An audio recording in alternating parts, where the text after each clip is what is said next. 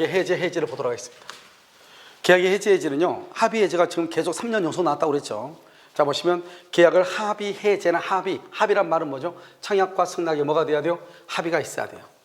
그 다음에 쌍방은 자기 채무 이행 제공 없이 합의에 의해서 계약을 말 수 있다, 해제할 수 있죠. 그럼 우리가 먼저 이 채무의 이행 제공이란 말이 무슨 말이죠? 이행을 제공해서 상대방을 뭐에 빠뜨리죠? 이행지체. 이행지체에 빠뜨리는 것을 뭐라 한다? 채무불이행. 채무불이행한 해제를 법정해제라고 하는 거예요. 채무불이행이 있으면 여기서 이제 계약을 해제할 수 있잖아요. 이것을 법정해제라고 하는 거예요. 그런데 이것 없이 왜요? 합의는 새로운 계약이니까 합의에 의해서 계약을 해제할 수 있다, 이런 말이죠. 그 다음에 매도인이 잔금 지급, 잔금 기일 경과 후 해제를 주장하며 수령한 대금을 공탁을 했어요. 매도인이요.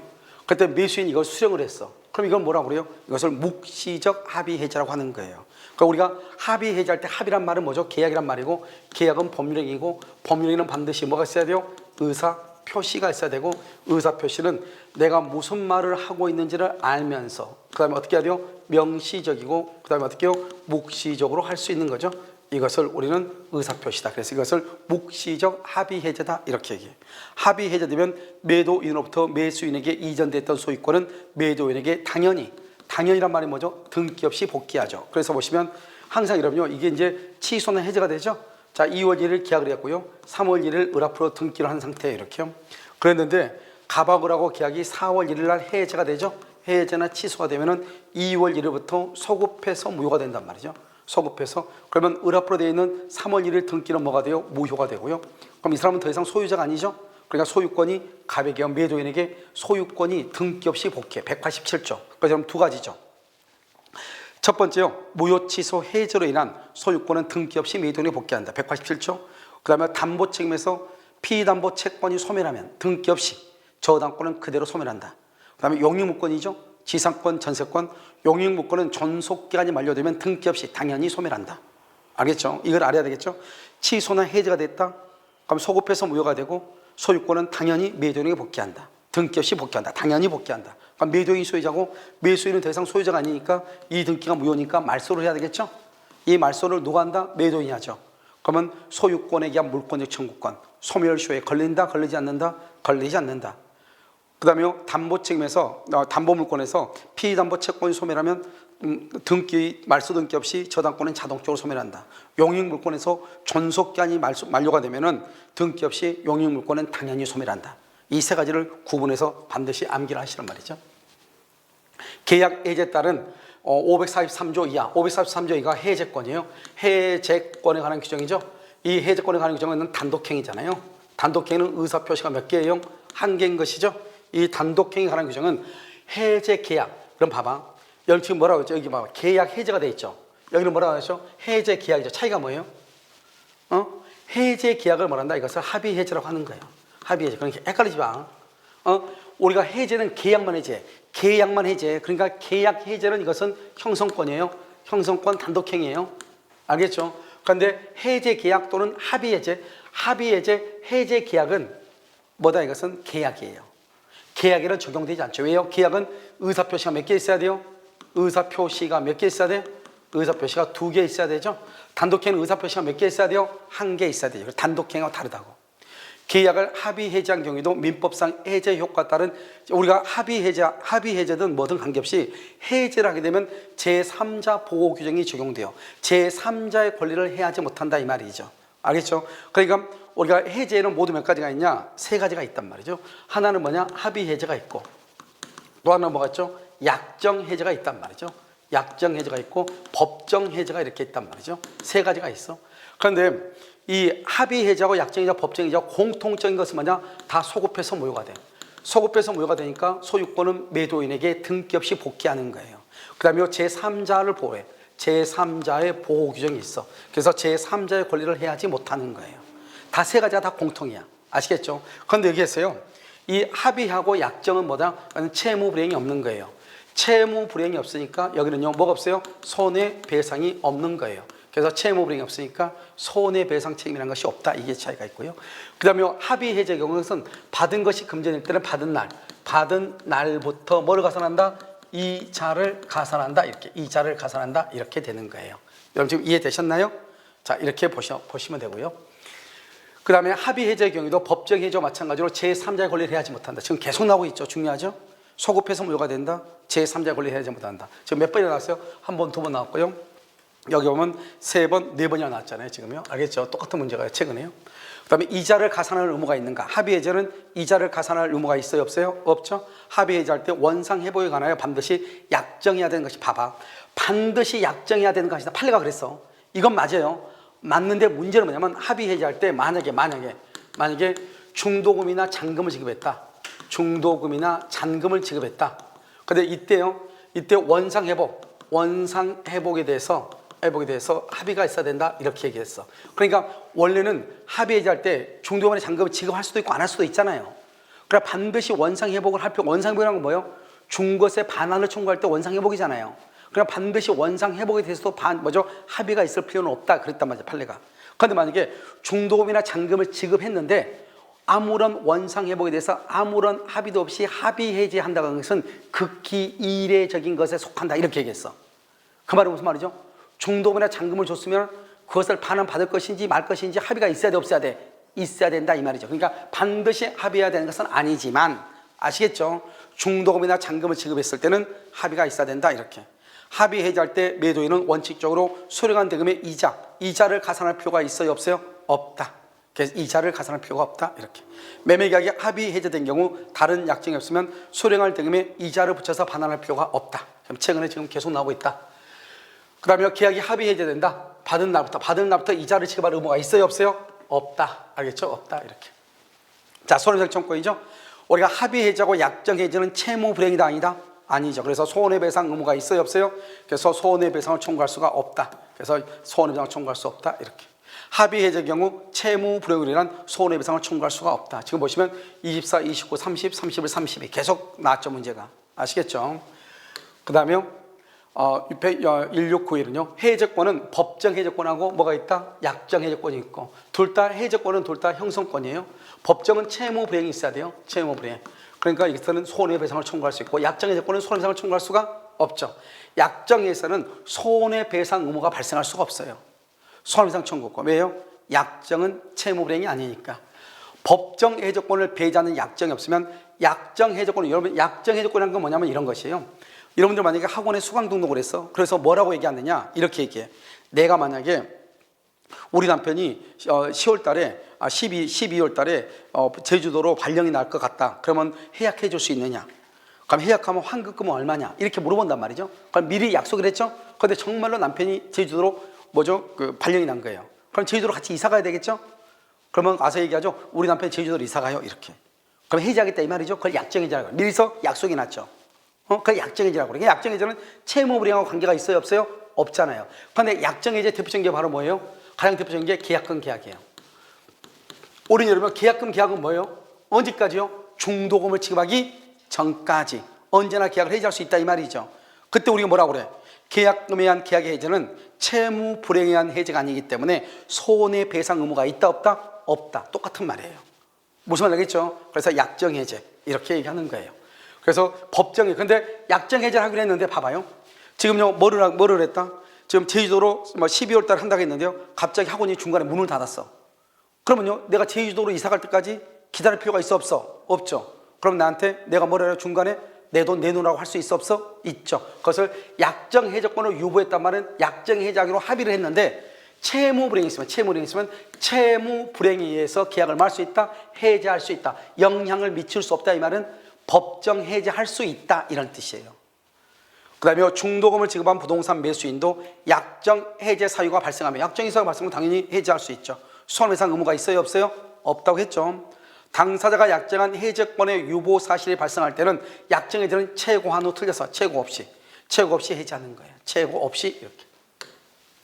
그 다음에 법정 해제죠. 법정 해제권의 발생 요건인 채무 불이행에는 특별한 사정이 없는 한 부수역 채무 필요 없어요. 부수역 채무 협력 의무죠. 이런 협력 의무를 위반했다고 해서 계약을 해지할 수 있어요 없어요? 없죠. 포함된다 틀렸어. 포함되지 아니한다. 매매계약 후 매수인의 자금 부족에 의해서 대금 지급의 이행이 되지 않는 경우 매도인은 최고하지 않으면 계약을 해지할 수 없다. 이건 봐봐요. 여기 대금 지급이 이행되지 않는 경우 우리가 여기서 중요한 것은 두 가지. 봐봐. 법정 해제에서는 이행 지체가 있죠. 이행지체가 있고 뭐가 있어요? 이행불능이 있죠. 이행불능이 있고 이행 뭐가 있어요? 거절이 있죠. 그럼 여러분요, 이행지체의 경우는 뭘 하죠? 상당한 기간을 뭘 해서? 최고. 상당한 기간을 정해서 최고하고 그 다음에 계약을 해제하죠.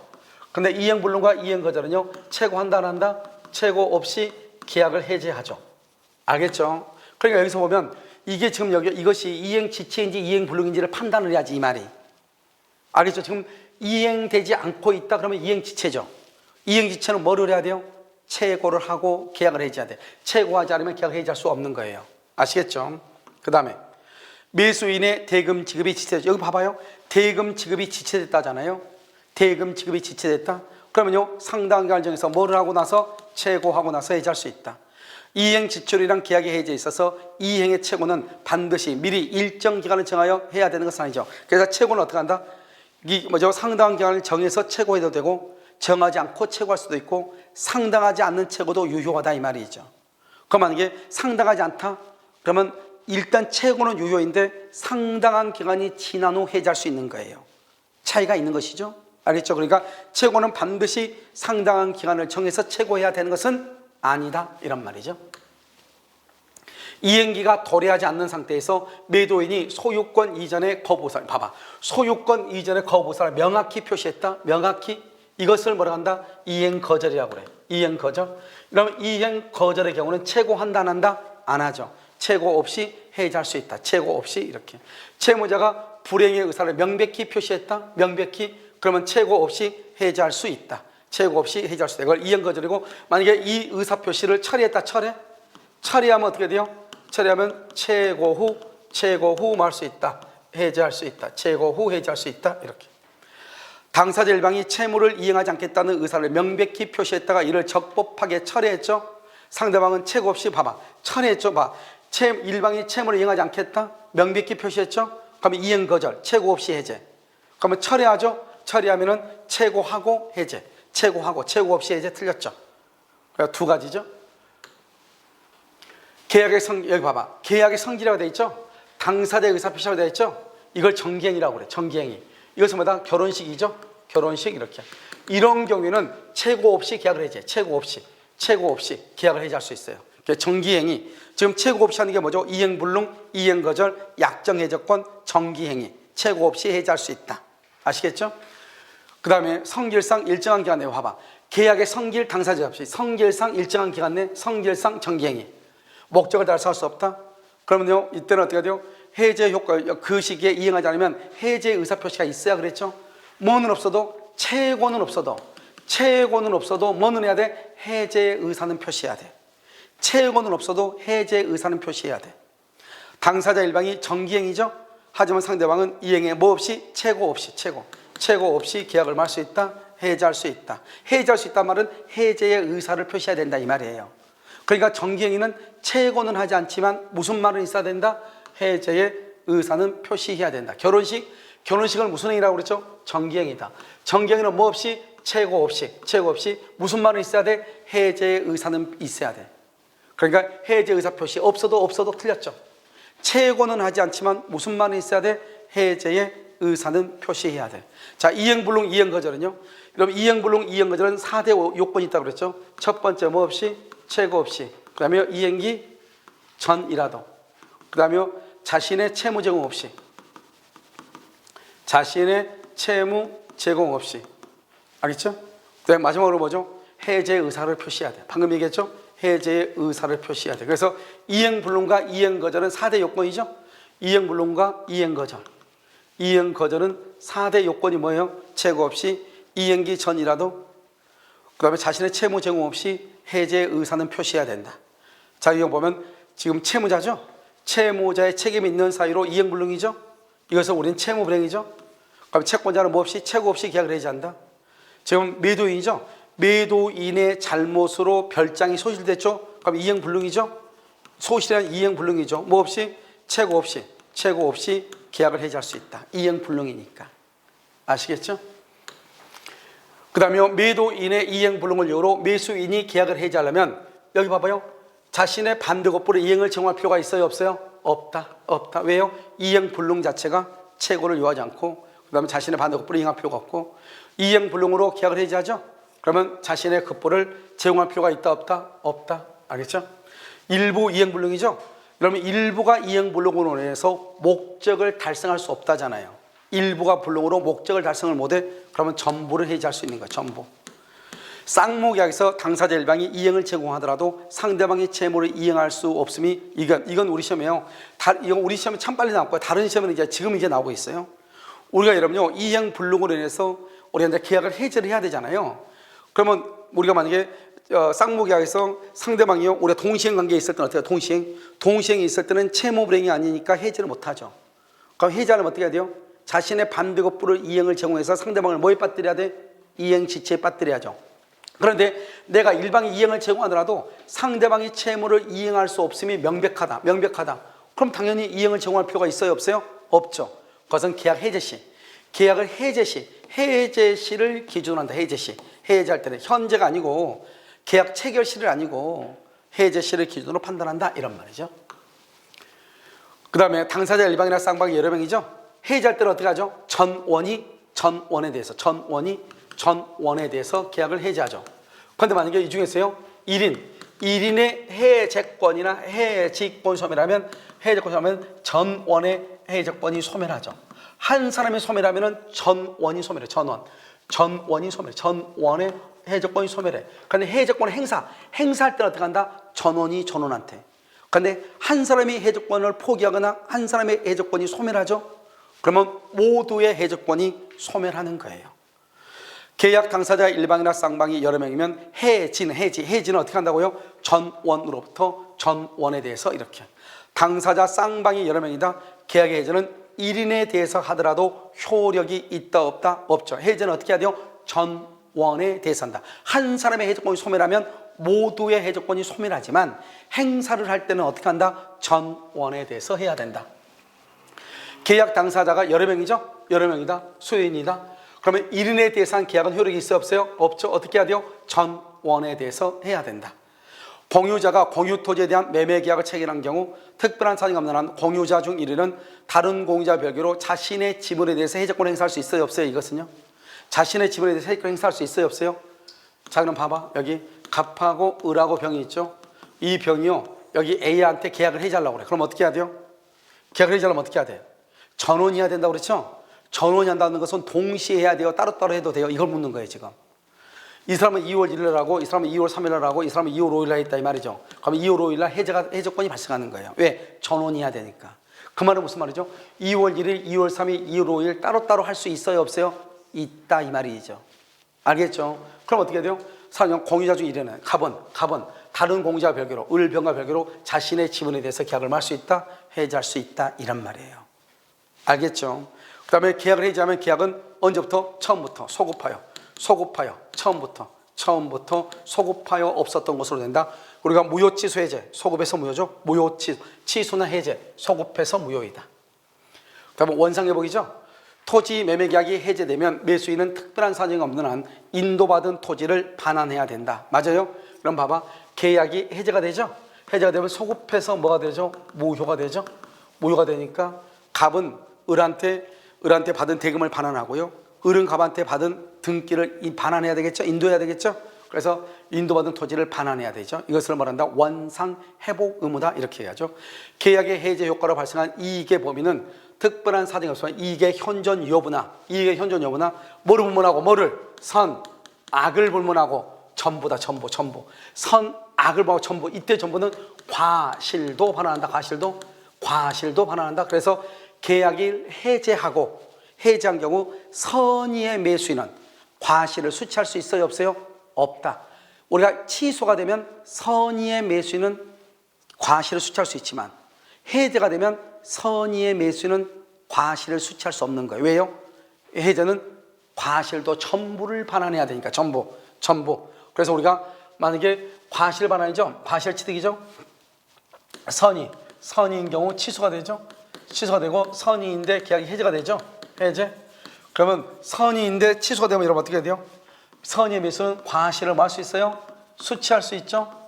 그런데요 해제 경우는 과실을요 수취할 수 있어요? 없어요? 과실을 수취할 수 없다, 이 말이죠. 이게 큰 차이예요. 이게 우리가 시험에 최근에 나왔던 시험 문제예요. 그 다음에 계약 해지로 금전을 반환할 경우 원금만 반환하면 되고 이자를 반환할 필요가 없다. 틀렸죠? 이자도 반환하는데 언제부터 반환한다? 받은 날부터. 이때 이자는 뭐다? 부당이득이다. 따라서 과실상계한다 안 한다? 과실상계한다 안 한다? 안 한다. 그래서 과실상계하지 않는 것이 두 가지가 있다. 하나는 언제다? 표현대리다. 표현대리가 성립하면 본인은 전적으로 책임을 지고 상대방에게 과실이 있다고 하더라도 과실상계 법리를 유추 적용하여 본인의 책임을 경감할 수 없는 것이다. 매매계약 해지가 되면 받은 것이 금지일 때는 받은 날부터 이자를 가산하는데 이때 이자는 손해배상이 아니고 부당이득의 성질이기 때문에 과실상계를 할 수가 없다. 아시겠죠? 그 다음에 1722번을 보시면요. 매도인이 매매계약을 적법하게 해지하더라도 매수인은 계약 해지 효과로 발생하는 불이익을 면하기 위해서 착오를 이유로 그 계약을 말할 수 있다. 취소할 수 있다. 왜? 해지를 하게 되면 선이어도 전부를 반환하는데 착오로 인해서 취소하게 되면 선의는 현존 이익만 반환하죠. 현존이익.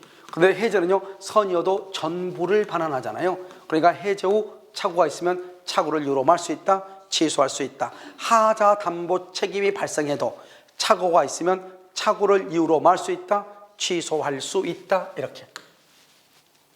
계약이 적법하게 해제가 된 후에 착오를 이유로 말 수 있다. 취소할 수 있다.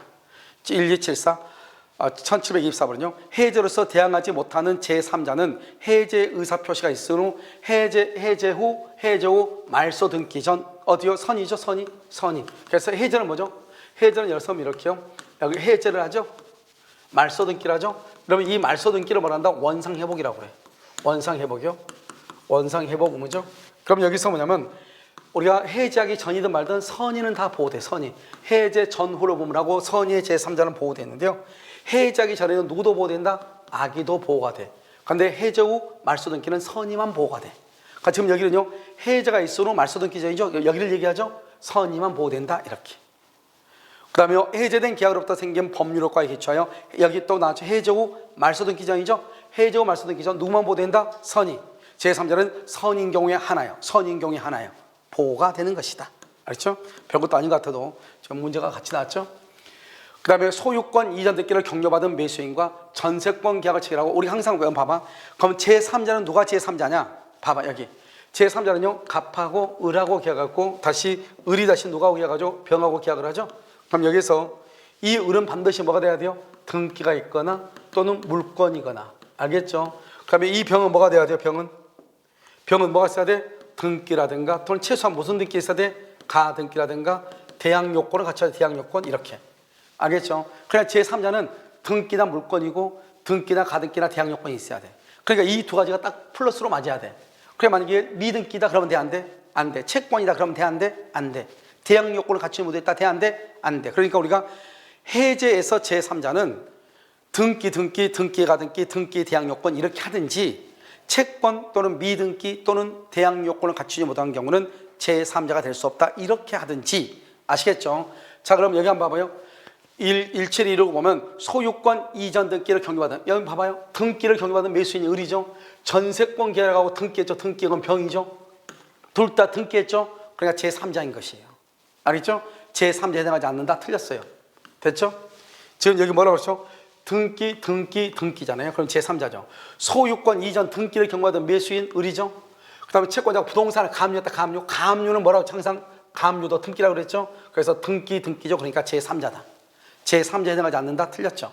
매매 계약에 의하여 매수인 명의로 이전 등기, 매수인 명의로 이전 등기 을이죠. 해제 전이니까 뭐죠? 해제 전은 뭐를 본문하고 악을 본문이죠. 가압류도 뭐다? 등기죠. 병. 이건 제3자죠. 해제 대상 매매 계약에 의하여 채무자 명의로 이전 등기, 을이죠. 가압류 집행했다. 가압류 병이죠. 가압류는 반드시 뭐가 있다? 등기. 을병 등기죠. 제3자에 해당한다. 이런 말이에요. 간단하죠. 그 다음에 소유권 이전 등기를 경무하던 매수인 등기를 뱉죠. 을이죠. 저당권 등기죠. 병이죠. 그러면 등기죠.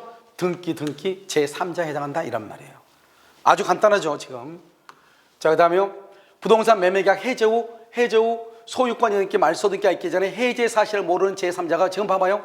제3자가 저당권을 취득했단 말은 저당권은 반드시 뭐를 하는 거예요? 등기라죠. 등기. 저당권을 취득했다.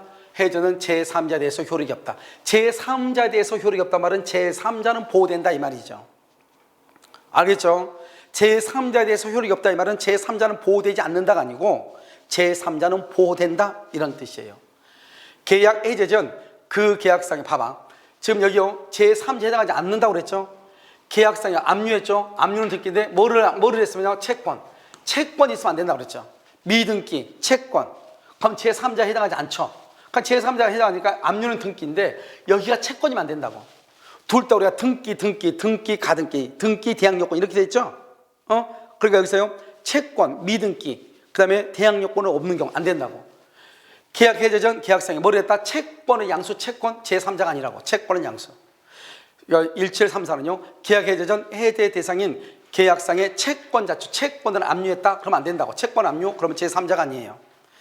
그 다음에 1735는요 계약 해제 전 그 계약상의 채권의 양수, 채권의 양수 그러면 안 된다고. 채권은 안 된다고. 알겠죠? 뭐 처분 금지 가처분도 등기거든요. 가처분 뭐가 필요 없다고. 제3자가 아니라고. 내 말 여러분 지금 이해됐어요? 알겠죠? 자 그렇게 가는 거예요.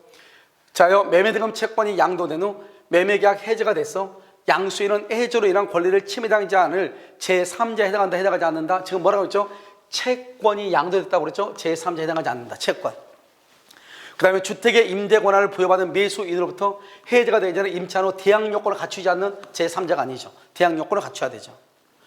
해제 대상 매매계약의 매수인으로부터 목적 부동산을 증여받아가지고 등기했죠. 등기를 마치지 않는 그랬네. 그럼 안 된다고. 등기를 마치지 않는 그럼 미등기니까 안 된다고. 소유권 이전 등기는 격려받지 않았지만 그럼 안 된다고. 소유권 이전 등기 격려받지 않았잖아요. 그럼 미등기니까 제3자가 아니라고. 너무 간단하잖아요. 그러니까 이걸 알 때는 어떻게 하는 거예요? 미등기냐, 채권이냐, 대항요건이 있냐 없냐를 보면 돼. 알겠죠? 등기, 가등기, 등기, 대항요건 이렇단 말이죠. 간단하죠.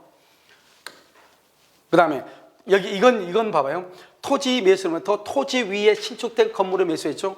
토지 매수인으로부터 토지 위에 우리는 토지 위에 신축된 건물을 매수한 자는 토지가 해야 되죠. 토지가 우리는 토지하고 건물은 별개의 부동산이죠. 그러니까 토지 위에 있는 건물의 매수인은 토지 매매 계약이 해제되더라도 제3자에 해당할 수 있다 없다? 없다 이 말이죠. 왜? 토지하고 건물은 별개의 독립한 부동산이니까 제3자에 해당한다? 틀렸죠. 자, 계약을 해지하죠. 우리 법조문에 뭐라고 되어 있냐? 해지하게 되면 원상회복 의무는 동시행이다. 원상회복. 근데 판례는 뭐라고 하냐? 원상회복뿐만 아니라 손해배상까지도 동시행이다. 원상회복은 동시행이요. 판례는 원상회복뿐만 아니라 뭐까지? 손해배상까지 동시행이다. 이렇게. 그 다음에 해지로 인한 계약은 해지는 소급표가 있어요 없어요? 소급표가 없어요. 해지는 해지하고 기한하고 무효행위의 추인하고 무효행위 추인, 무건대리 추인 아니에요? 무효행위 추인은 소급표가 있어요 없어요? 소급표가 없다 이 말이에요. 아주 중요하죠. 소급표가 없다. 해제가 소급표가 있죠. 해제. 자, 손해배상. 우리가 해제는 원시적 불능이에요? 후발적 불능이에요? 원시적 불능이죠. 아니 후발적 불능이죠. 그러니까 해제의 경우는 무슨 이익을 배상한다? 이행이익이다. 그런데 판례는 무슨 이익을 주장할 수 있다? 신뢰이익을 주장할 수 있다. 하지만 무슨 이익을 넘지 못한다? 이행이익을 넘지 못한다. 왜? 해제는 채무불이행 후발적이니까. 계약을 해지한 자는 손해배상을 청구할 수 있다. 무슨 이익이다? 이행, 이익 배상이 원칙이다. 채무불이행으로 인한 해제를 하면 같은 사유로 다시 손해배상 청구할 수 없다. 틀렸어요. 해제는 손해배상 청구에 영향을 미치지 않아요. 그러니까 우리가 채무불이행이 있으면 해제하지 않고 손해배상을 청구할 수 있고 해제하고 손해배상을 청구할 수도 있고 선택할 수 있는 거예요. 45번 갑이 을에게 자신의 물건을 매도하는 계약을 체결해서 갑의 계약 해제는 갑의 을에 대한 손해배상 청구에 영향을 미친다 미치지 않는다? 미치지 아니한다. 해제하고 손해배상을 청구할 수 있고 해제하지 않고 손해배상만 청구할 수도 있다. 계약의 해제로 인한 손해배상 청구는 신뢰이익을 청구할 수 없다. 틀렸죠. 판례는 신뢰이익도 청구할 수 있다. 하지만 이행이익을 넘지는 못한다. 계약의 해제는 손해배상 청구에 영향을 미치지 않는다. 방금 얘기하고 해지는 손해배상 청구에 영향을 미치지 않는다. 해제는 뭐죠? 해제는 일시적 계약. 일시적 계약의 해제를 하고 소급해서 무효가 되고 소급해서 무효. 그래서 여기는 원상회복이죠. 해지는요 계속적 계약이고 계속적 계약, 임대차, 사용대차, 소비대차 이것은 장래를 무효, 장래 무효가 되는 것이고 이렇게 차이가 있는 것이죠. 그 다음에 계약 해지의 의사표시가 상대방한테 도달. 해지는 뭐죠? 상대방 있는 단독행위죠. 단독행위니까 단독행위는 도달주의죠. 도달하면 처리하지 못한다. 계약 해지의 의사표시는 명시적, 묵시적으로 가능하죠. 그 다음에 51번 당사자의 일방이 여러 명이다. 그러면 어떻게 한다? 전원이 전원한테 해제나 해지를 하죠. 한 사람의 해제권이나 한 사람의 해지권이 소멸하면 모두의 해지권이 뭐가 된다? 소멸하죠. 그래서 1인에 대하여 소멸하면 다른 사람도 소멸한다 이 말이죠. 52번 특별한 사정이 없는 한 합의해지.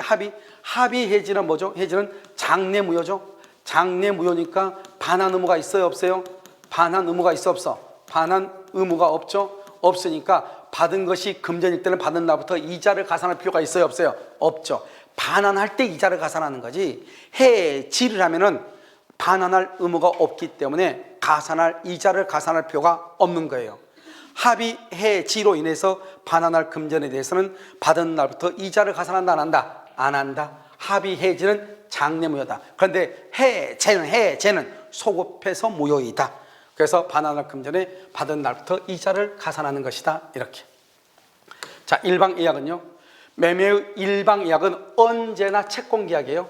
언제나 채권계약이니까 조건을 붙일 수가 있다 이 말이죠. 예약은 단독행위다 틀렸죠. 그래서 언제나 아마도 계약이다. 그런데요, 예약 완결권은 형성권이죠. 형성권으로서 단독행위다 이 말이죠. 알겠죠? 그런데 예약은 계약이다. 단독행위다 틀렸죠? 알겠죠? 그 다음에 본 계약 성립 전에 일방이 예약 내용을 변경하는 것은 허용된다 틀렸죠? 왜요? 그러면 예약 내용이 뭐죠? 일방 예약할 때 예약은 방금 뭐라고 했죠? 계약이라고 그랬죠? 계약 내용을 변경하려면 어떻게 해야 돼요? 합의가 있어야 돼. 합의로 변경해야지 일방이 변경한다고 하는 것은 허용되지 않는 것이에요. 알겠죠? 왜? 예약은 뭐라고 써? 언제나 계약이죠. 계약은 어떻게 해야 돼? 합의가 있어야지 변경이 되죠. 알겠죠? 일방 예약은 계약이라고. 변경하려면 합의로 변경해야 돼. 아시겠죠? 그래서 일방이 변경한다 그건 안 되는 것이에요. 예약상의 의무자에 대해서 예약 완결의 의사표시라면은 예약 완결의 의사표시하죠. 그럼 본계약이 성립해. 계약이니까 반드시 뭐를 해야 돼? 등기를 해야 돼. 그래서 우리가 등기법에서 이미 배웠단 말이에요. 물권법 할 때 기출문제예요. 이 매매의 일방예약은 상대방이 매매를 완결할 의사표시, 매매를 완결할 의사를 표시하죠. 이것을 예약 완결권 행사죠. 예약 완결권을 행사를 하죠. 행사를 하면 매매가 성립하죠. 매매 예약 성립한 후 상대방의 예약 완결권 행사 전에 목적물이 전부 멸실되죠. 전부 멸실되면 완결권 행사할 수가 없죠. 당연히 완결권 행사한다고 하는 것은 본계약이 성립한다는 말이고, 본계약이 성립하면은 대금과 등기가 결정이 돼야 되죠. 그런데 건물이 없잖아요. 건물이 없으면 등기를 해줄 수가 있어요 없어요? 없죠. 원시적 불능에 해당해요. 그래서 완결권 행사할 수가 없는 거예요. 61번은요. 부동산 소유권 이전을 내용하는 본계약의 예약 완결권은 뭐죠? 할 수 있다? 예약 완결권은 뭐죠? 여기서 형성권이죠. 그럼 형성권은 뭐 할 수 있죠? 형성권은 먼저 아마 원래 지문은 가등기 할 수 있다고 되어 있을 거예요. 가등기 할 수 있고, 양도할 수 있고, 상속할 수 있고, 채권자 대위권의 객체가 되고, 그 다음에 가압류할 수도 있어요. 다 할 수 있어. 이런 건 다 할 수 있는 거예요. 형성권이니까. 알겠죠? 62번은 예약 완결권이 가등기 된 후, 여러분 예약 완결권이 가등기 되죠? 그러면 여기서 어떻게 돼요? 자, 1번 이렇게 갑이고요. 여기 2번이요. 그냥 가등기가 되어 있다 이 말이죠. 그러면 3번이요. 병한테 넘겼다 이 말이죠. 그럼 이 가등기권자가 나중에요. 제3자한테 양도가 됐죠. 병한테 양도가 됐죠. 완결권 행사한다는 말은 무슨 말이에요? 완결권 행사한다. 그러면 이 가등기권자가 예약 완결권을 가등기 한 사람이 뭐를 한다는 거예요? 본 계약을, 그러면 완결권의 행사에서 본 계약을 체결하고 그러면 등기를 청구한다 이 말이잖아요. 그럼 이 사람이 예약 완결권이 가등기 상태에서 완결권 행사를 해. 완결권 행사를 하게 되면 뭐가 성립해요? 본 계약이 성립하죠. 본 계약이 성립해가지고 이 사람이 본 등기를 청구하겠죠. 그런데 이 본 등기를 누구한테 청구해요? 가등기가 돼서 본 등기는 양도인한테 청구해요? 양수인한테 청구해요? 양도인에게 이전 등기를 청구하죠. 양수인에게 청구하면 안 되죠. 그래서 우리는 예약 완결권은 가등기 할 수 있다 이렇게 얘기하는 거예요. 그 다음에 당사자 사이의 매매 예약 완결권을 행사기간은 합의하죠. 합의를 하지 않으면 몇 년이다? 10년이죠. 만약에 15년으로 합의했다 그러면 몇 년이다? 15년. 형성권이죠. 완결권은 무슨 기간에 걸린다? 제척기간. 제척기간은 누가 조사한다? 법원이 직권으로 조사하고 제척기간이 완성이 되면 소표가 있다 없다? 없고 그 다음에 포기할 수 있다 없다? 없다 이 말이죠. 알겠죠? 예약 완결권의 제척기간이 지나죠? 그럼 완결권 대상 행사하지 못해요. 그래서 부동산 인도받아도 필요 없어. 인도받았다 하더라도 소멸해요. 무조건 소멸을 해. 이게 바로 뭐가 차이가 있어요? 등기 청구권하고 차이가 있는 거예요. 등기 청구권은 목적물을 인도받아 점유하고 있으면 소멸시효가 진행한다 안 한다? 안 하지만 우리가 제척기간은 목적물을 인도받고 있어도 제척기간이 경과하면 자동으로 소멸하는 거예요. 그래서 소급표가 있다 없다? 없다.